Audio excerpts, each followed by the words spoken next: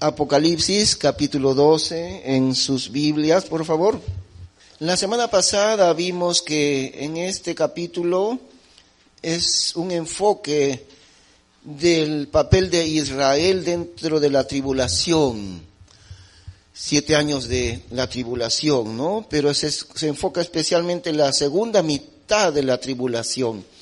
Allí entonces hemos visto cómo, ya hemos explicado el domingo anterior, cómo la identificación de esta señal de Israel, bueno, vamos a leerlo otra vez, eso nos permite recordar un poco. Vamos a leerlo. Allí apareció en el cielo una gran señal, una mujer vestida del sol con la luna debajo de sus pies y sobre su cabeza una corona de 12 estrellas. Y estando encinta, clamaba con dolores de parto en la angustia del alumbramiento. También apareció otra señal en el cielo. He aquí un gran dragón escarlata que tenía 7 cabezas y 10 cuernos, y en sus cabezas 7 diademas. Y su cola arrastraba la tercera parte de las estrellas del cielo y las arrojó sobre la tierra. Y el dragón se paró frente a la mujer que estaba para dar a luz, a fin de devorar a su hijo tan pronto como naciese. Y ella dio a luz un hijo varón que regirá con vara de hierro a todas las naciones. Y su hijo fue arrebatado para Dios y para su trono. Y la mujer huyó al desierto, donde tiene lugar preparado por Dios, para que allí la sustenten por 1260 días. Después hubo una gran batalla en el cielo. Miguel y sus ángeles luchaban contra el dragón, y luchaban el dragón y sus ángeles. Pero no prevalecieron, ni se halló ya lugar para ellos en el cielo. Y fue lanzado fuera el gran dragón, la serpiente antigua, que se llama Diablo y Satanás, el cual engaña al mundo entero. Fue arrojado a la tierra, y sus ángeles fueron arrojados con él. Entonces oí una gran voz en el cielo que decía: ahora ha venido la salvación, el poder y el reino de nuestro Dios y la autoridad de su Cristo, porque ha sido lanzado fuera el acusador de nuestros hermanos, el que los acusaba delante de nuestro Dios día y noche. Y ellos le han vencido por medio de la sangre del Cordero y de la palabra del testimonio de ellos, y menospreciaron sus vidas hasta la muerte. Por lo cual, alegraos cielos y los que moráis en ellos. Ay de los moradores de la tierra y del mar, porque el diablo ha descendido a vosotros con gran ira, sabiendo que tiene poco tiempo. Vimos entonces también, hermanos, el domingo anterior que la Biblia casi muy raras veces nos da elementos simbólicos, pero las pocas veces que hay elementos simbólicos está señalado allí, o bien podemos encontrar esa simbología en otras partes de la Biblia. Ningún símbolo de la Biblia ha quedado oculto. La manera de encontrar el significado del símbolo, interpretar cuando hay símbolos que, como digo, no son muchos, son pocos los símbolos. En ese caso, como aquí, ¿no? Una gran señal, una simbología, dice, apareció en el cielo, una gran señal simbólica quiere decir.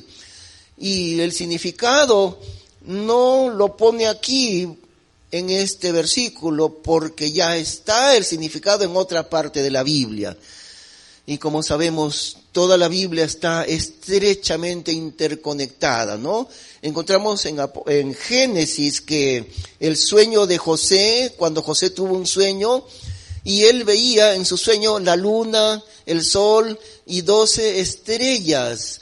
Y luego Jacob, su padre, le dice a José: ¿acaso vendré yo? O sea, el sol, Jacob, la luna, Raquel, la esposa de Jacob, y las 12 estrellas, los 12 hijos, las 12 tribus de Israel. Entonces, ahí en Génesis 37 es muy, muy claro que el sol, la luna, 12 estrellas es la nación de Israel. Y por lo tanto, entonces, no puede haber otra interpretación, ¿no? Siempre encontramos esas interpretaciones dentro de la misma Biblia. Lo único que hay que hacer es comparar con otros pasajes. Esta mujer es Israel, sin duda alguna es Israel. Ahora dice en el versículo 2, y estando encinta clamaba con dolores de parto en la angustia del alumbramiento. Esto se refiere a los días de la tribulación. Israel será colocado en gran sufrimiento, especialmente en la segunda mitad de la tribulación, no en la primera mitad, porque en la primera mitad serán engañados por el anticristo. No recibieron a Cristo, ¿no? Cuando Él vino, por eso Jesús les dijo, yo he venido en nombre de mi Padre y no me recibís. Yo no vengo a glorificarme, sino a Él, a mi Padre vengo a glorificar, y ustedes no me reciben. Ahora vendrá otro en su propio nombre para glorificarse a sí mismo, y ese será el anticristo. Y cuando venga otro en su propio nombre, a ese recibiréis, y así sucederá. Verán al anticristo ellos, que habrá logrado una paz mundial, habrá logrado en el centro del mundo que es Israel, habrá logrado el anticristo pacificar por un tiempo a los árabes con los judíos, y entonces logrará paz mundial este hombre y tendrá un poder mundial, el mundo entero lo aclamará, un genio político, ¿no?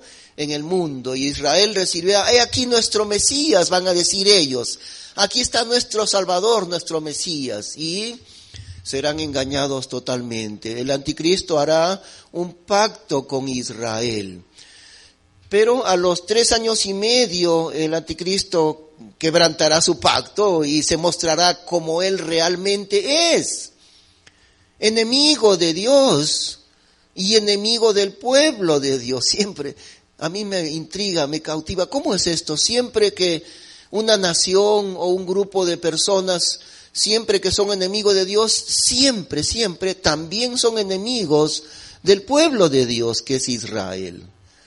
Los musulmanes odian a muerte a Israel porque son enemigos de Dios. Hitler en Alemania quiso destruir del mundo a ellos, a los judíos, siendo enemigo de Dios, él mismo también. Y el anticristo los engañará, y a la mitad de la tribulación, a los 3 años y medio, quebrantará su pacto con ellos, y él se meterá en el lugar santísimo, en el templo de Dios en Jerusalén.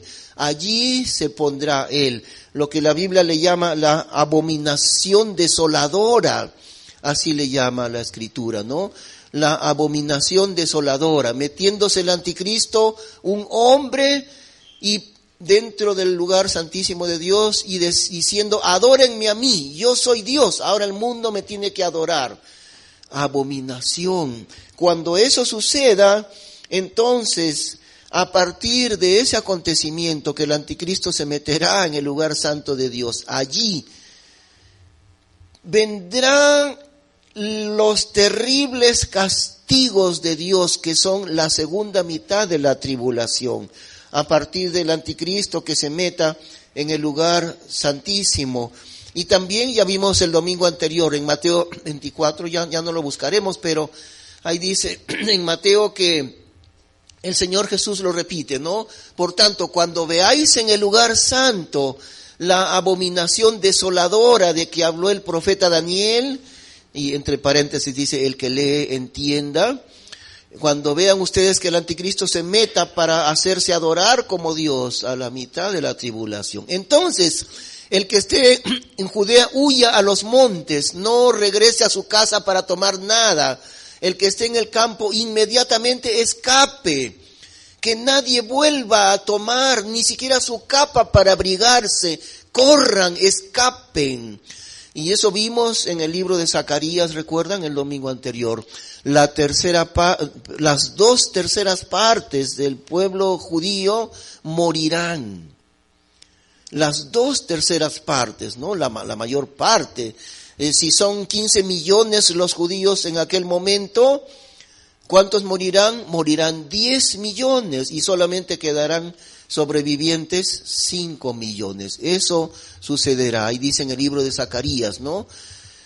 Y lo podemos revisar nuevamente, y porque también nos habla de qué hará Dios con la tercera parte que sobreviva. Vamos entonces a Zacarías, en el Antiguo Testamento, un poquito antes de Mateo nomás está, Zacarías capítulo 13. versículo 8. Y ahora, como explicamos también, ¿no? Nuevamente repasamos lo que ya hemos explicado. La Biblia, cuando habla de la tierra en el Antiguo Testamento, casi sin ninguna excepción, al hablar de la tierra, está hablando solamente de la tierra de Israel. Tan importante es Israel para Dios, la tierra. Y aquí cuando dice toda la tierra, no está hablando del mundo entero, está hablando de toda la tierra de Israel, el territorio de Israel, ¿no? Entonces, y acontecerá en toda la tierra, dice Jehová, que las 2/3 partes serán cortadas en ella y se perderán, mas la tercera quedará en ella.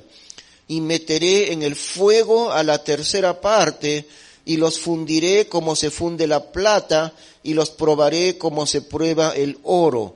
Él invocará mi nombre, y yo le oiré, y diré, pueblo mío, y él dirá, Jehová es mi Dios.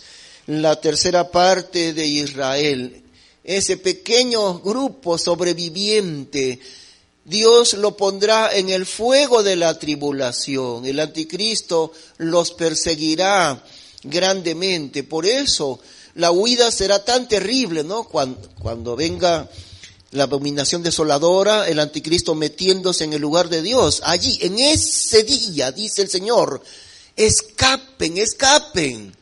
¿Por qué? No regresen ni siquiera a tomar su abrigo. ¿Saben por qué? Porque las 2/3 partes de ustedes morirán. Para que no seas uno de los que mueres, corre tú y escápate al desierto. Eso es lo que está otra vez entonces en Apocalipsis, capítulo 12. Volvemos allí, por favor. Escapando ellos al desierto. Versículo 6, en Apocalipsis 12, versículo 6. Y la mujer, ya sabemos quién es la mujer, ¿no? ¿Quién es la mujer? Israel. Y la mujer huyó al desierto, donde tiene lugar preparado por Dios para que allí la sustenten por 1260 días. Ahora vamos también hasta el versículo 13. Avanzamos de frente al versículo 13. Y cuando vio el dragón que había sido arrojado a la tierra, bueno, el dragón es Satanás, persiguió a la mujer que había dado a luz al hijo varón, y se le dieron a la mujer las 2 alas de la gran águila para que volase de delante de la serpiente al desierto, a su lugar, donde es sustentada por un tiempo y tiempos y la mitad de un tiempo. Pero es muy rica la escritura, es muy fructífera, muy abundante la palabra de Dios, porque aquí esto es otra manera de decir 3 años y medio. Un tiempo es 1 año, tiempos 2 años y medio tiempo, medio año. Fíjense, de distintas maneras. Y también dice más atrás 1260 días, que son 3 años y medio. Y para ser más exactos, los años proféticos en la Biblia siempre son 360 días, con exactitud, no 365. El año profético de la Biblia es 360 días. Y por eso 3 años y medio, en la medición de la Biblia, 3 años y medio da exactamente 1260 días. Y aquí también, un tiempo y tiempos y la mitad de un tiempo, donde es sustentada la nación de Israel, sustentada en el desierto. Escaparán al desierto, y en el desierto lo que ha de suceder, es decir, la 3/4 parte de ellos, ¿no? Los que quedaron vivos escaparán al desierto, y allí Dios ha de sustentar a Israel en su destierro, perseguida a muerte. Fíjense cómo es el engaño del anticristo, ¿no? Al comienzo de su gobierno mundial, el anticristo los engañará grandemente y dirán, he aquí nuestro Mesías, lo recibirán, harán un pacto con él, pero a los 3 años y medio, ahí está. Se quita la máscara, él, el supuesto salvador de Israel, se quitará la máscara y hará lo contrario, los perseguirá mortalmente. Perseguidos huirán hacia el desierto, y allí va a suceder lo mismo que en el tiempo del Éxodo, sustentándole Dios a Israel 40 años, ¿no? Cada día dándole el maná. día tras día, con toda fidelidad. Incluso la fidelidad de Dios, cada día era distinto, porque el día viernes les daba Dios el doble de comida, el doble de maná. Recogían el doble y guardaban para el día de reposo. ¿Por qué? Porque en el día de reposo no enviaría Dios la comida, no había, tenían que recoger, pero Dios le mandaba el doble de cantidad del día viernes. Así que el sábado, que era el día de reposo, tenían el doble para comer. Con tanta fidelidad, día tras día, año tras año, 40 años. Ahora, perseguidos a muerte por el anticristo, porque el anticristo dirá, bueno, maté a las 2/3 partes. Y si la tercera parte se escapa, ahí morirán de hambre en el desierto. No hay agua, no hay comida, ahí van a morir, pero eso no sucederá. Dios, otra vez, como en el tiempo antiguo, los ha de sustentar durante 3 años y medio en el desierto. Y vamos a ver un versículo del Antiguo Testamento también. Por favor, marquen Apocalipsis 12 porque vamos a volver, pero vamos a ir a Oseas capítulo 2. Decid a vuestros hermanos, Ami, y a vuestras hermanas, Ruama. Contended con vuestra madre, contended, porque ella no es mi mujer, ni yo su marido. Aparte pues sus fornicaciones de su rostro y sus adulterios de entre sus pechos.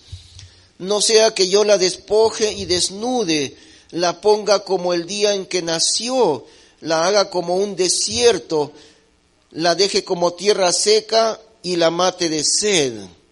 Allí está.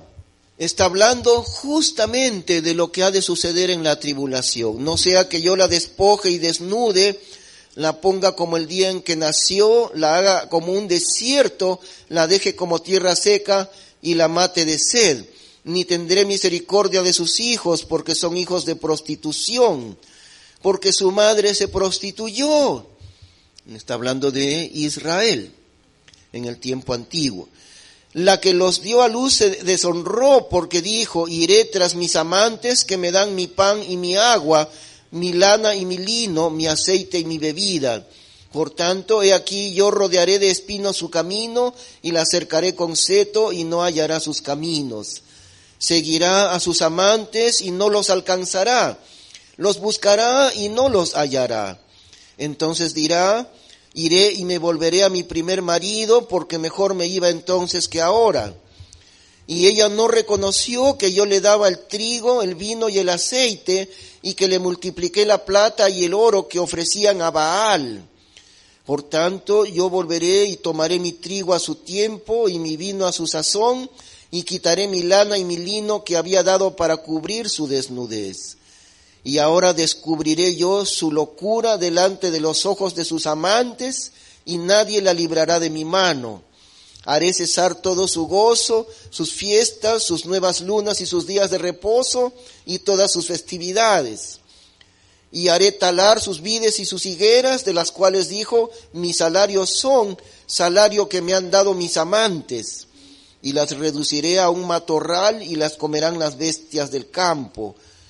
Y la castigaré por los días en que incensaba a los Baales, y se adornaba de sus arcillos y de sus joyeles, y se iba tras sus amantes, y se olvidaba de mí, dice Jehová. Pero he aquí, allí está. Nuevamente, la profecía de Apocalipsis 12, allí está. Pero he aquí, que yo la atraeré y la llevaré al desierto y hablaré a su corazón. Y le daré sus viñas desde allí y el valle de Acor por puerta de esperanza. Y allí cantará como en los tiempos de su juventud y como en el día de su subida de la tierra de Egipto. En aquel tiempo, dice Jehová, me llamarás Ishi y nunca más me llamarás Baali, porque quitaré de su boca los nombres de los Baales y nunca más se mencionarán sus nombres. En aquel tiempo haré para ti pacto con las bestias del campo, con las aves del cielo y con las serpientes de la tierra. Y quitaré de la tierra arco y espada y guerra y te haré dormir segura. y te desposaré conmigo para siempre. Te desposaré conmigo en justicia, juicio, benignidad y misericordia. Y te desposaré conmigo en fidelidad y conocerás a Jehová. En aquel tiempo responderé, dice Jehová, yo responderé a los cielos y ellos responderán a la tierra. Y la tierra responderá al trigo, al vino y al aceite, y ellos responderán a Jezreel.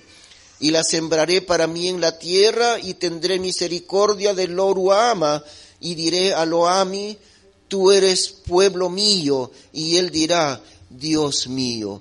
La conversión de Israel, pero el pueblo tan duro de Israel, ha sido necesario que Dios la lleve al desierto, allí, ¿no? En Apocalipsis 12 que estamos viendo. Dios la llevará al desierto. Primeramente, morirán la mayoría de ellos, las 2/3 partes.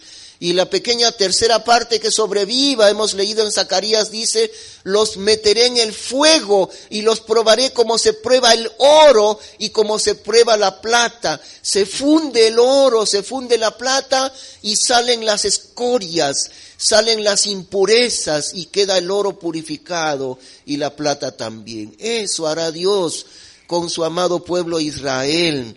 Y cuando habla aquí en Oseas del adulterio de su pueblo, está hablando de los ídolos de Israel. ¿Cuántas veces Dios les amonesta por los profetas? No cometáis esta abominación de la idolatría, inclinándose ustedes a los dioses de estas naciones. Yo soy el Dios de ustedes. Por eso dice aquí, como vemos, ¿no? Ahora, ¿qué hará Dios?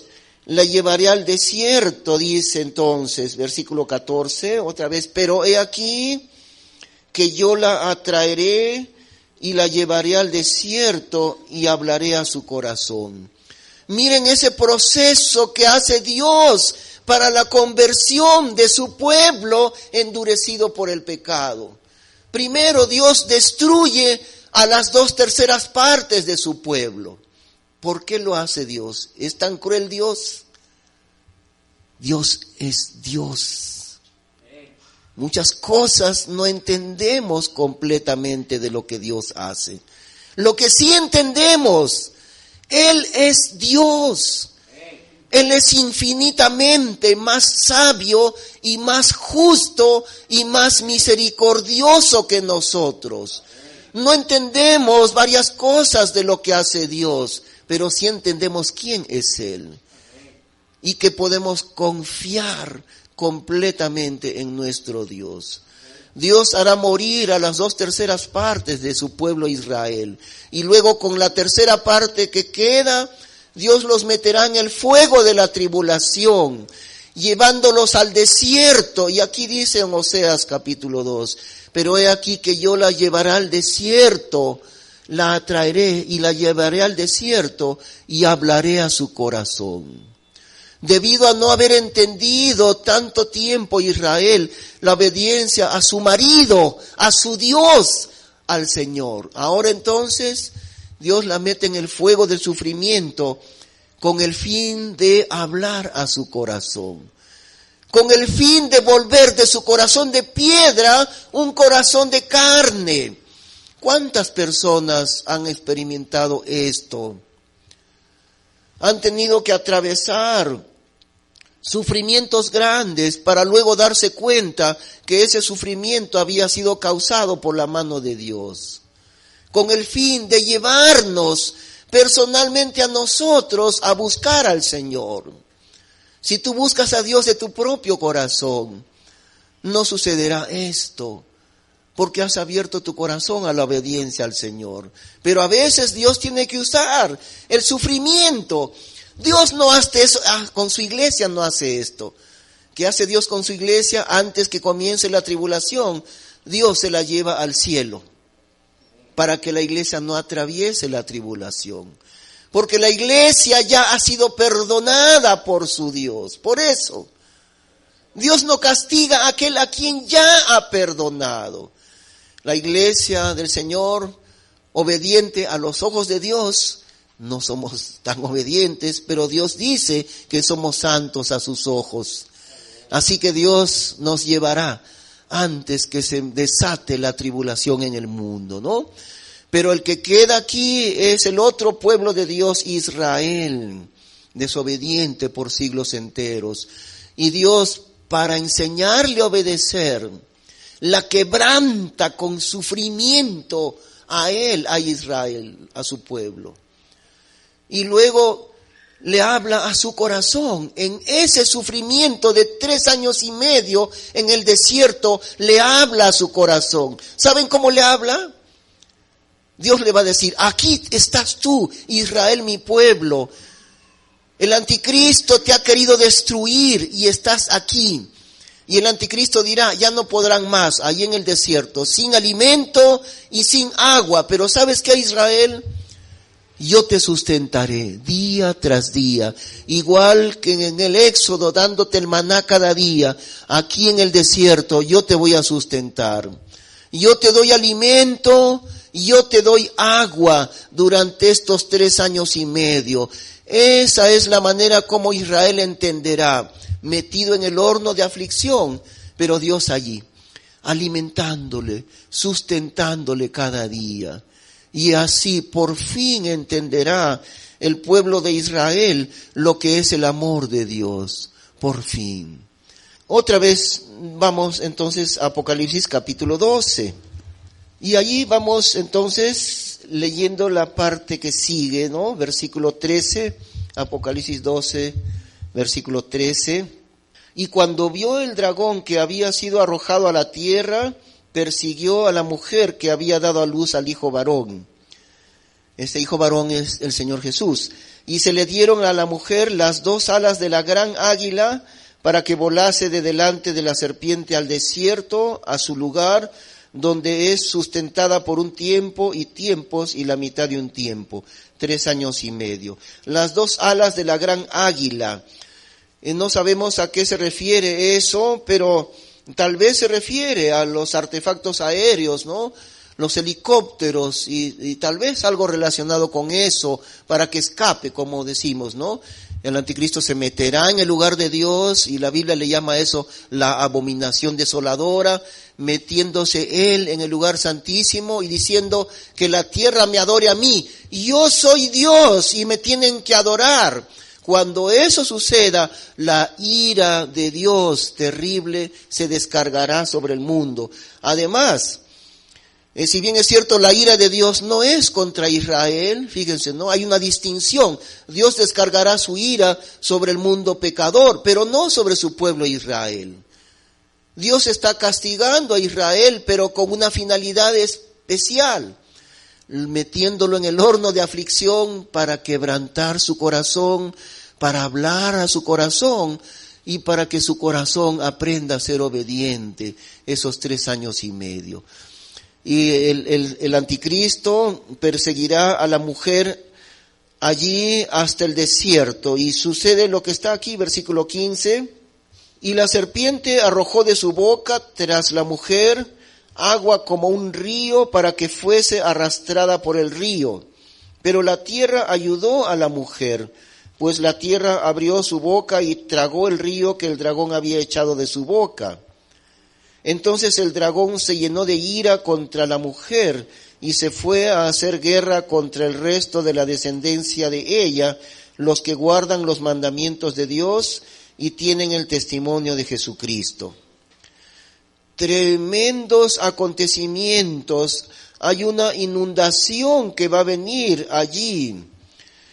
El diablo va a arrojar una gran inundación, un diluvio, lo que nosotros le decimos aquí en el Perú, ¿no?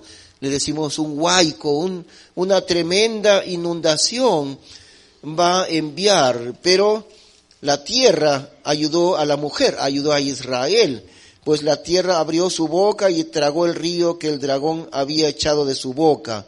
Entonces el dragón se llenó de ira contra la mujer, al no poder destruirla, y la dejó, porque la deja, ¿no? En el versículo 17 se llenó de gran ira, pero la deja, y se fue a hacer guerra contra el resto de la descendencia de ella, los que guardan los mandamientos de Dios y tienen el testimonio de Jesucristo. Ahí están los 144,000 judíos, que serán aquellos varones escogidos de Dios, que llevarán el evangelio por el mundo entero. El resto de la descendencia de ella, esos 144,000. Entonces cuando ve Satanás que no puede contra la mujer que está protegida por Dios en el desierto, y aunque Satanás envía una gran inundación, ni aún así puede destruir a Israel, porque está protegida por Dios. Entonces por fin la deja en el desierto a Israel y se va a hacer guerra contra el resto de la descendencia de ella, los que guardan los mandamientos de Dios. Estos son los 144,000. Satanás va a luchar entonces siempre contra los judíos, ¿no? Aquellos 144,000. Otro aspecto muy importante también es el que podemos ver en cuanto al Señor Jesús, porque en el comienzo del capítulo está la figura de la mujer, que es simbólica, como ahí mismo lo dice. Versículo 2, otra vez en el versículo 2. Y estando encinta, Israel, la mujer Israel, estando encinta, clamaba con dolores de parto en la angustia del alumbramiento. Y esa angustia del alumbramiento es la tribulación que está pasando Israel. Y el producto también de su angustia va a ser un hijo varón, que es el Señor Jesús, no hay ninguna duda tampoco de eso. A la mitad del versículo 4, y el dragón se paró frente a la mujer que estaba para dar a luz, a fin de devorar a su hijo tan pronto como naciese. Y ella dio a luz un hijo varón, que regirá con vara de hierro a todas las naciones. Y su hijo fue arrebatado para Dios y para su trono. Ahora, ¿cómo es esto, no? Porque en la tribulación Israel está en la angustia de los dolores del alumbramiento. Y cuando da a luz al hijo varón, que es Cristo Jesús, cuando da a luz, entonces el Hijo de Dios es arrebatado para Dios y para su trono. Y inmediatamente la mujer escapa al desierto. Pero ¿cómo es esto? Aquí nos vamos a acordar, hermanos, algo que hemos explicado varias veces hemos explicado. El calendario de Dios para Israel se paró y ha estado parado ya 2000 años. Después de la crucifixión del Señor Jesús, Dios detuvo su calendario en relación a Israel.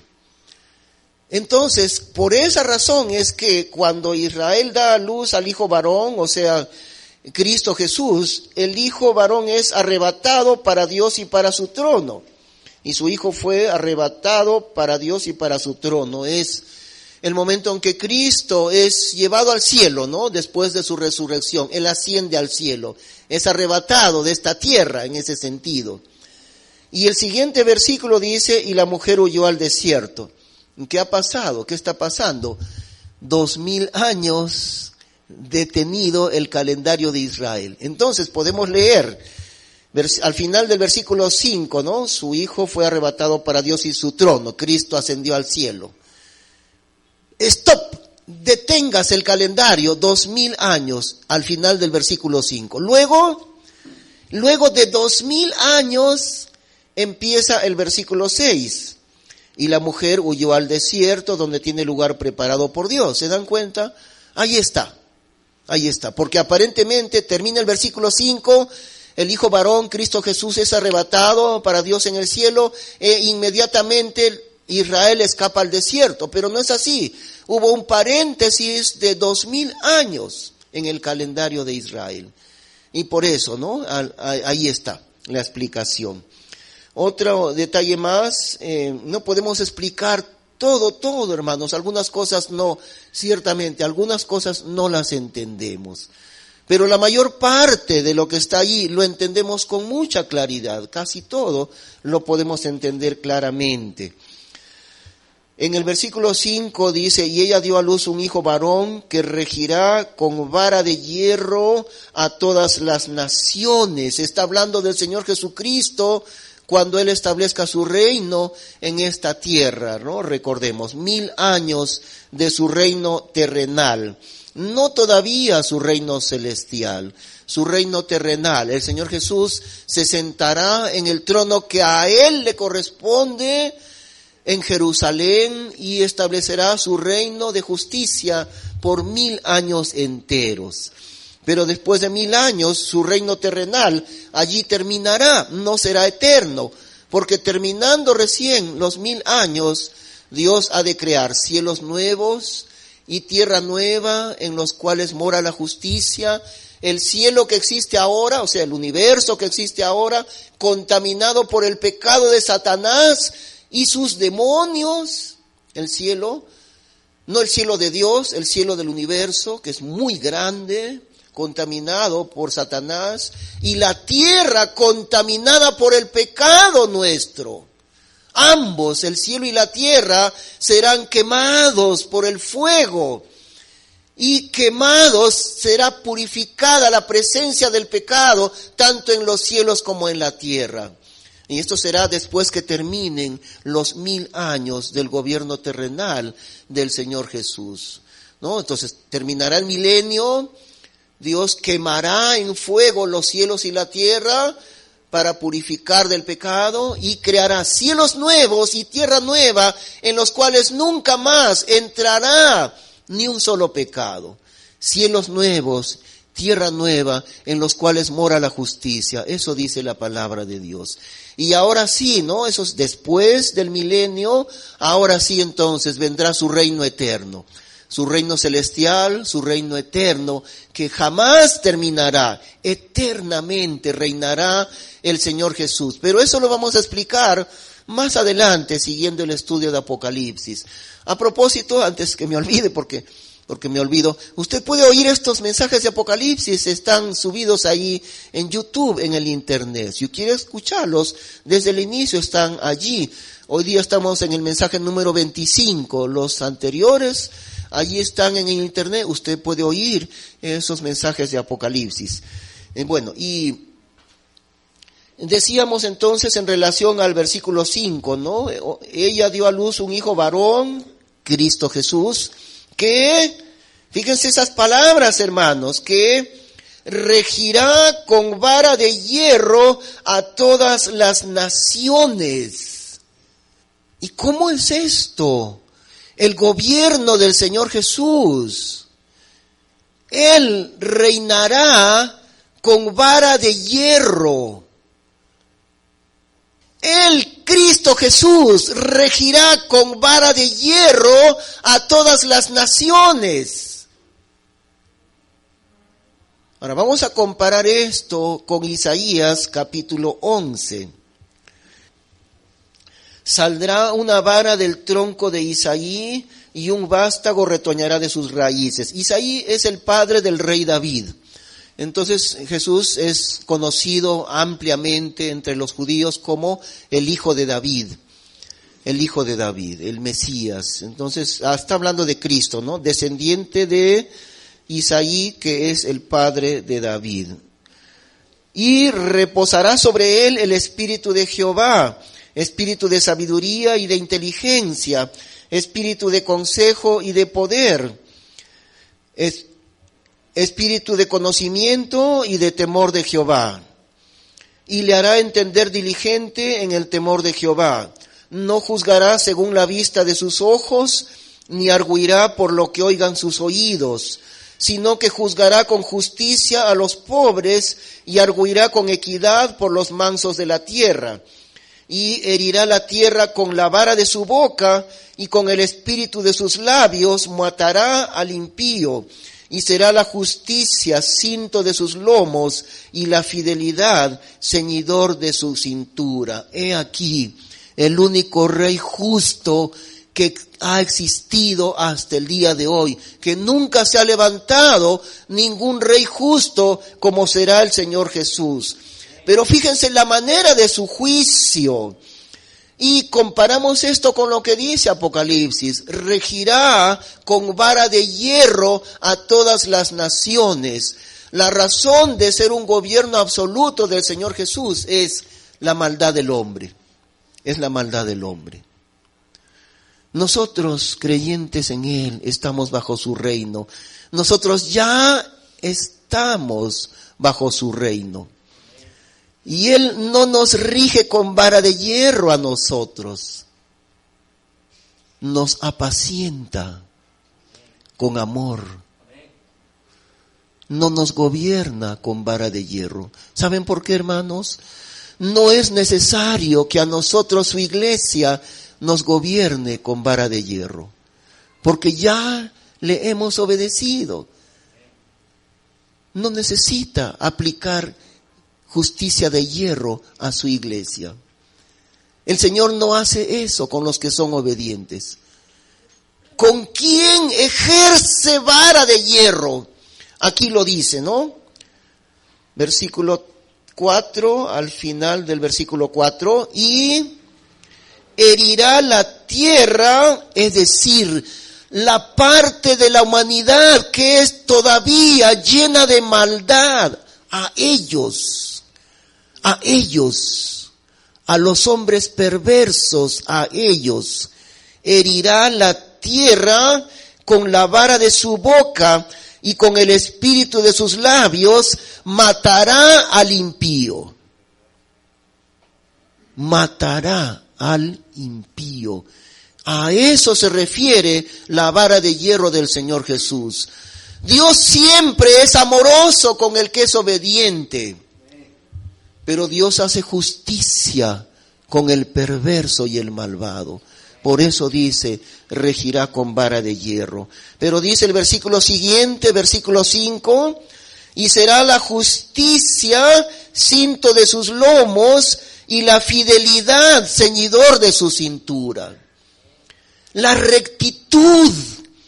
Nunca ha existido un rey justo como el Señor Jesús. Gobernará en ese gobierno terrenal de 1000 años en esta tierra.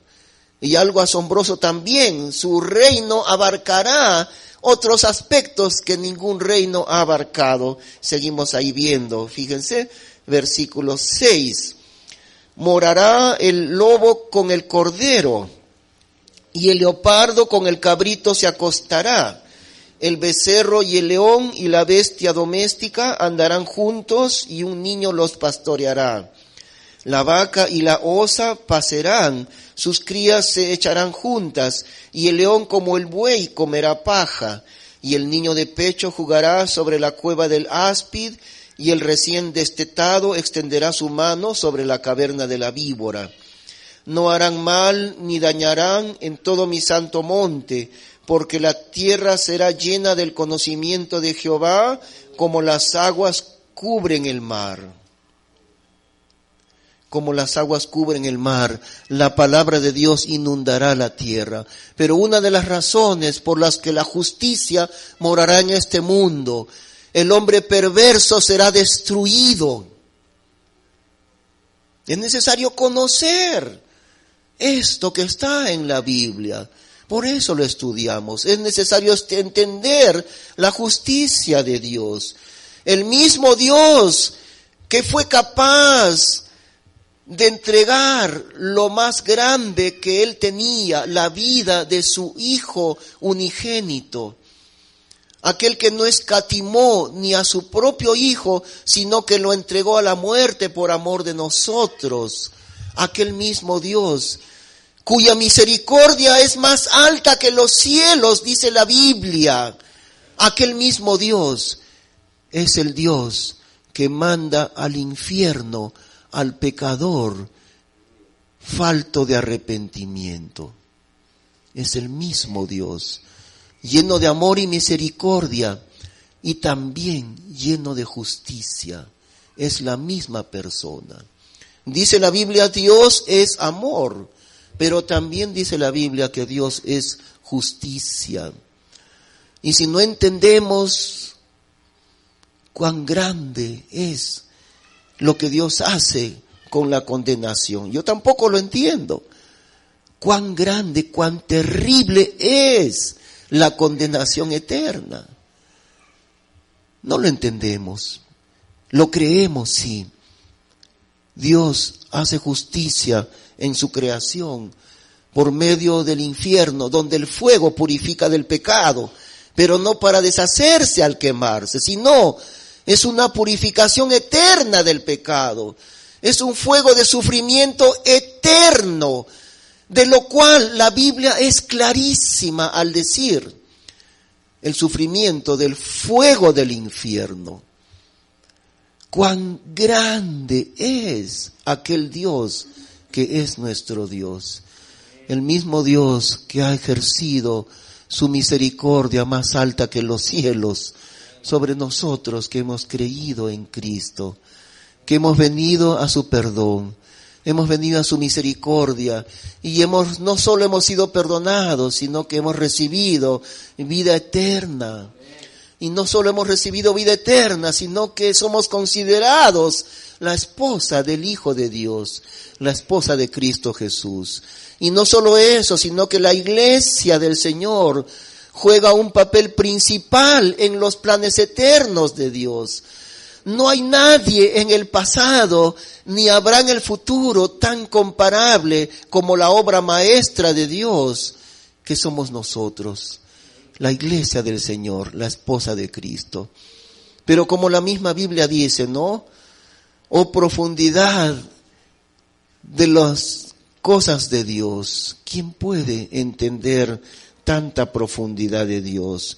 La profundidad de su amor, la profundidad de su misericordia, pero también la profundidad de su justicia. Así es nuestro Dios. Vamos a orar, hermanos, vamos a terminar en oración. Te damos las gracias, Señor, Padre bendito, porque están escritas en tu palabra estas cosas que ciertamente no logramos entender todo lo que hay en tu palabra. Pero sí, Señor, entendemos cabalmente que tú eres infinitamente sabio, que tú eres infinitamente justo, que tú eres infinitamente amoroso, que tú eres infinitamente misericordioso con el pecador, con nosotros. Ya hiciste misericordia con nosotros al perdonarnos por la sangre preciosa de Cristo. Te alabamos y te glorificamos, Señor. Y te damos gracias por hacernos entender lo que ha de venir en el futuro y lo que ha de venir en la eternidad. Allí a donde vamos, pronto viene tu reino, Señor. Gracias en el nombre de Cristo Jesús. Amén. Queridos amigos, les habla el pastor Enrique Ginocchio. Si usted desea comunicarse conmigo, puede enviarme un mensaje al número de WhatsApp que daremos dentro de un momento. Le invitamos a visitarnos en la Iglesia Bautista de San Fernando, Chosica, este domingo a las 10 de la mañana en el Jirón Chile 178, San Fernando Alto, Chosica. Y a continuación el número de celular donde también puede comunicarse por WhatsApp. El código es 51, código del Perú, y el número es 954-822-380. Repetimos, 954-822-380. Que el Señor le bendiga grandemente.